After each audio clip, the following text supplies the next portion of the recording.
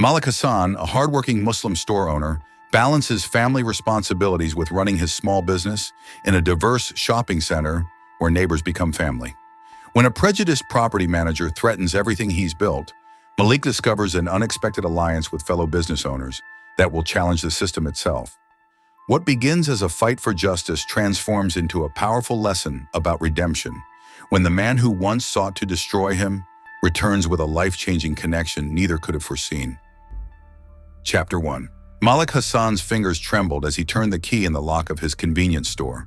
The morning sunlight streamed through the windows, illuminating the meticulously organized shelves, a testament to 5 years of hard work and sacrifice. His prayer had just ended, the sense of peace still lingering as he prepared for another day of serving the community. The bell chimed as the door swung open. Malik turned, expecting to greet his first customer. Instead, a bulky man in a crisp suit stood there, arms crossed. "Mr. Peterson," Malik nodded respectfully to the property manager. "What brings you here so early?" Peterson's face contorted into a scowl. "I've received complaints. People don't feel comfortable with someone like you running this place." Malik's breath caught in his throat. "Someone like me? Look, I'm just saying what everyone's thinking. Your kind doesn't belong here. This neighborhood has standards." Peterson gestured dismissively at Malik's kufi cap. "That religious stuff makes people nervous. Times are changing. This is my store. I have a 10-year lease," Malik said, his voice steadier than he felt. Peterson laughed, a harsh, cutting sound. "Leases can be terminated. I have connections with the city council." He dropped a manila envelope on the counter. "Eviction notice. You have 48 hours. As Peterson turned to leave, he knocked over a display of candy bars. "Clean that up," he sneered, "while you still can." The door slammed shut, leaving Malik alone with the scattered merchandise and the envelope that threatened everything he'd built. His phone buzzed, a text from his daughter, Amira. "Good luck on your meeting today, Baba." "Love you." Malik closed his eyes, the weight of what had just happened crashing down on him. How would he tell his family? What about his employees? And what could one man possibly do against someone with connections? He picked up the envelope, his mind racing. No, he wouldn't accept this injustice lying down. There had to be a way to fight back. Chapter 2.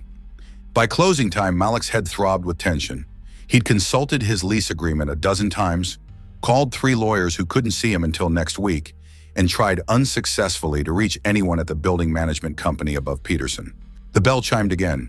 Malik glanced up, ready to inform the customer they were closing, then froze. Elena Rodriguez, owner of the Mexican restaurant next door, stood with James Chen from the electronics repair shop and Mrs. Patterson, the elderly woman who ran the bookstore across the street. "We heard what happened," Elena said, stepping forward. "Peterson's been targeting all of us, threatening rent increases if we don't comply with his neighborhood improvement plan." James nodded grimly. "He wants to push out small businesses, bring in corporate chains. Your eviction is just the beginning." Mrs. Patterson placed a weathered hand on Malik's arm. "We're not going to let him get away with it, especially not when we know the real reason he's starting with you." Malik felt something shift inside him, the isolation of the morning giving way to something stronger. "What can we do? He claims to have connections." "So do we," Elena smiled, fierce determination in her eyes. "My cousin works for the local news. James knows people at the Civil Rights Commission. And Mrs. Patterson," the elderly woman's eyes twinkled. "Let's just say I taught half the judges in this county to read when they were kids." For the first time that day, Malik felt hope flickering. "Peterson's coming back tomorrow. He wants to see me pack up." "Perfect," James said, "because we'll be ready for him." As his newfound allies left, Malik received another text from Amira. "How did the meeting go?" He stared at the message, then at the eviction notice. Tomorrow would determine everything. But at least now he wasn't fighting alone. What none of them realized was that Peterson had more than just connections. He had a secret that would change everything. Chapter 3. The next morning arrived with an electric tension in the air. Malik had barely slept, his mind cycling through worst-case scenarios. Would their makeshift plan be enough against Peterson's influence? He'd spent half the night researching tenants' rights and discrimination laws, the other half in prayer. He arrived early to find Elena, James, and Mrs. Patterson already waiting outside his store, along with a surprising number of regular customers. Word had spread quickly through the tight-knit community. A young woman with a press badge, Elena's cousin Maria, stood adjusting her camera equipment. "You didn't have to come," Malik said, touched by the show of support.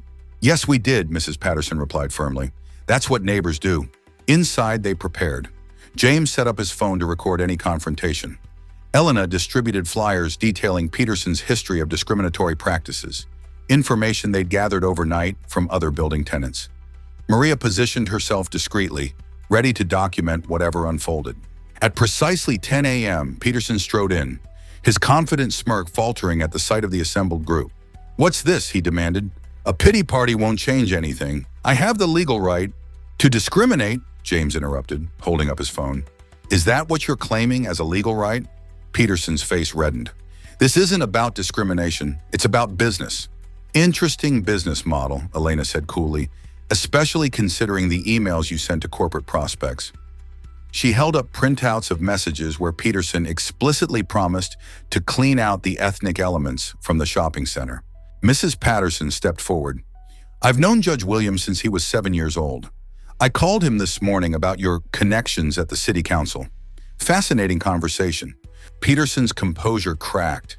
He jabbed a finger toward Malik. "You have no idea who you're dealing with. I own half this town." "No, you don't," came a new voice from the doorway. All heads turned to see a woman in an impeccable suit enter, flanked by 2 men carrying briefcases. Malik recognized her instantly from news reports. Catherine Zhang, CEO of Zenith Corp., the actual owner of the building. "Ms. Zhang," Peterson stammered, his face draining of color, "this is just a routine eviction of our most profitable tenant without corporate approval?" Zhang's gaze was glacial. "While sending unauthorized communications on company letterhead?" She turned to Malik with a respectful nod. "Mr. Hassan, I apologize for this situation. I was in Singapore until yesterday and just learned about this incident." Peterson backed toward the door. "You can't just—" "I believe this belongs to you," Zhang said, handing Peterson an envelope identical to the one he'd given Malik. "Your termination, effective immediately. Security will escort you to clear out your office." As Peterson was led away protesting futilely, Zhang turned to address the gathered crowd. "Zenith Corp values our diverse business partners. Mr. Peterson's actions represent the antithesis of our corporate ethics. Mr. Hassan, if you'll permit me, I'd like to discuss how we can make this right." Maria's camera captured it all. Peterson's humiliation, Zhang's intervention, and most importantly, the community that had rallied around one of their own. The story was already trending online, with comments flooding in from across the country. But while justice seemed served, Malik couldn't shake a nagging feeling that Peterson's defeat had come too easily. The man's parting glare promised this wasn't over. Chapter 4. 3 months later, Malik's store had been transformed. The publicity from Peterson's ousting had turned the convenience store into something of a local landmark. Business was booming, not just for him, but for the entire shopping center. Zhang had made good on her promise, offering Malik and the other tenants improved leases and investing in renovations throughout the complex. The shopping center had become a model of successful multicultural business collaboration, with journalists and business students regularly visiting to learn from their example. Malik was restocking shelves when the bell chimed. He looked up to see a face he hadn't expected. Peterson, looking thinner and considerably less imposing in casual clothes rather than his former power suits. Malik tensed, but Peterson raised his hands in a placating gesture. "I'm not here to cause trouble. He paused, struggling with words that clearly didn't come easily. "I need to say something." Against his better judgment, Malik nodded toward his small office in the back. Once inside, Peterson didn't sit, just stood awkwardly, looking around at the family photos on Malik's desk. "After I got fired, no one would hire me," Peterson said finally. "My reputation was ruined. I blamed you, was consumed by it, until—" He pulled out his phone, showing Malik a news article. "Former property manager saved by Muslim doctor. 2 weeks ago, I collapsed on the street. Heart attack. The doctor who performed emergency surgery was Dr. Amira Hassan." Peterson's voice caught. "Your daughter, according to her badge. She recognized my name but treated me anyway. When I asked her why, she said her father taught her that justice means helping even those who wouldn't help you." Malik felt his throat tighten. Amira had mentioned a difficult surgery but hadn't shared the patient's name. "She told me about your childhood in war-torn Syria, How you built everything from nothing after coming here as a refugee, Peterson continued. Stories I should have known before judging you. He placed an envelope on the desk. Not a legal document this time, but a handwritten letter. An apology for whatever it's worth. Peterson turned to leave, then paused. One more thing. That community center you've been trying to build? The zoning board was blocking it because of my complaints. I withdrew them this morning and testified in favor. It was approved. After Peterson left, Malik sat in silence. The letter opened before him.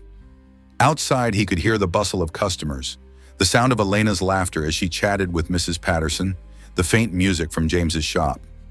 Community sounds. His phone buzzed with a text from Amira. Peterson's follow-up appointment went well. He asked about you. Malik smiled, reaching for the framed quote on his wall, words his father had taught him long ago. The best revenge is to become a better neighbor. He stepped back into his store, the weight of the past finally lifting. This was true justice, not just winning a battle, but transforming an enemy into something closer to a friend. As evening approached, Malik locked up and walked outside, where neighborhood children played in the newly renovated courtyard. Among them was Peterson's grandson, invited to the community for the first time. The boy waved shyly, and Malik waved back. Some victories were measured not in defeat, but in change. Wow, what a story! And there is more coming. Don't forget to subscribe to not miss a new stories.